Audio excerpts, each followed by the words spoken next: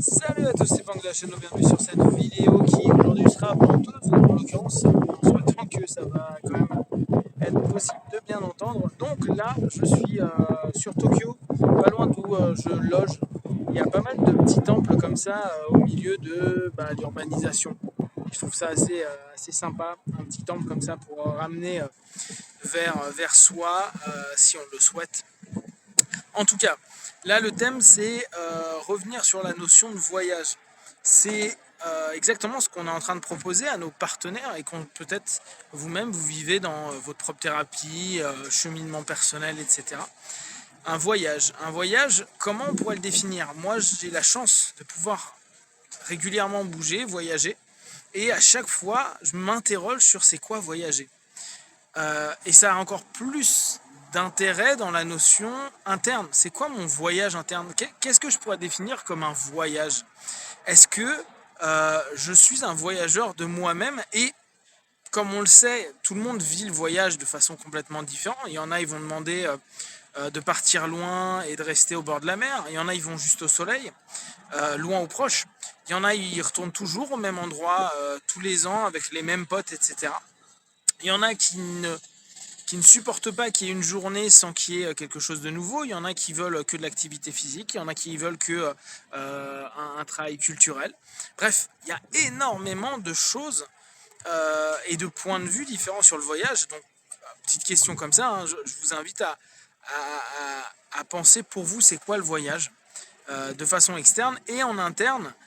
Quand on voit ce panel possible d'estimer de ce qu'est un voyage ou pas, ça nous permet, nous, de nous dire, ok, moi, mon voyage intérieur, je veux aller vers où? Est-ce que je veux aller au soleil? Est-ce que je veux donc aller symboliquement vers de la lumière? Est-ce que je veux avoir du fun? Est-ce que je veux apprendre des choses? En disant ça, j'ai l'impression de revoir aussi bien de l'AT, bon, les énéagrammes bien sûr dans le typage, le MBTI, le processcom, qui, qui, qui ramène beaucoup à des notions de savoir vers quoi on s'oriente. En tout cas, moi je vous invite à aller regarder en vous quel voyageur vous êtes. Là, cette semaine, on a pu, en tout cas, j'ai pu vous proposer le temple, j'ai pu vous proposer le cimetière, j'ai pu vous proposer la forteresse, j'ai pu vous proposer différentes idées. Donc là encore, le voyage, bien sûr, il y a le voyageur intérieur, il y a énormément d'ouvrages déjà qui en parlent. Le voyage du héros notamment, euh, l'interrogation et la métaphore sur le voyage est intéressant. Euh, Sans forcément prendre des étapes du voyage du héros. D'ailleurs, je crois que c'est Dils qui est maintenant énormément influencé par cette démarche-là.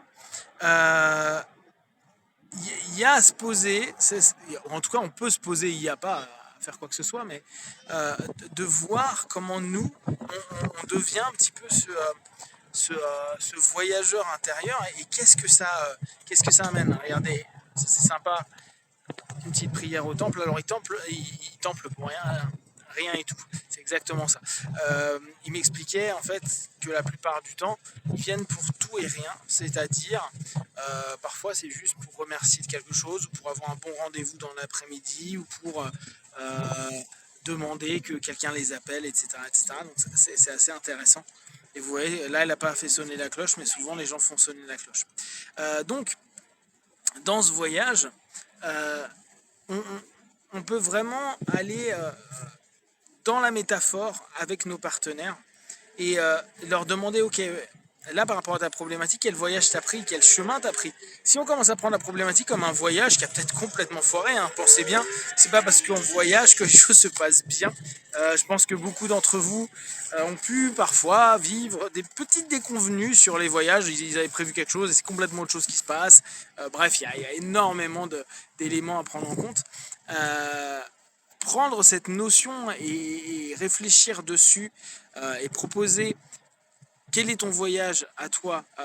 Bon bah moi je veux un arrêt du tabac. Ok, donc ça serait plutôt en train, en avion, en jet, une demi-journée, quoi, une demi-séance, une séance, prendre du temps. Est-ce que ça va être prendre carrément y aller en vélo ou quelle serait l'image que vous allez pouvoir réutiliser pour ceux qui font de l'hypnose indirecte après avec vos partenaires pendant la séance, ou pour une notion plus questiosophique, encore d'interroger, parce que ça va nous permettre d'ouvrir un ensemble de réflexions, de symboles, toujours, qui nous offriront dès lors peut-être des ouvertures, des solutions, et avec un bon recadrage, une perspective différente du voyage. Donc vraiment, je vous invite à vous poser la question, qu'est-ce que c'est pour vous voyager? Et n'hésitez pas à le partager sur Facebook, YouTube, j'y répondrai le plus rapidement possible, ou vous lirez déjà. Voilà, et de tout ce que je propose, ne prenez que ce qui est bon et juste pour vous, tester, observer, analyser et concluez. Be one, ciao!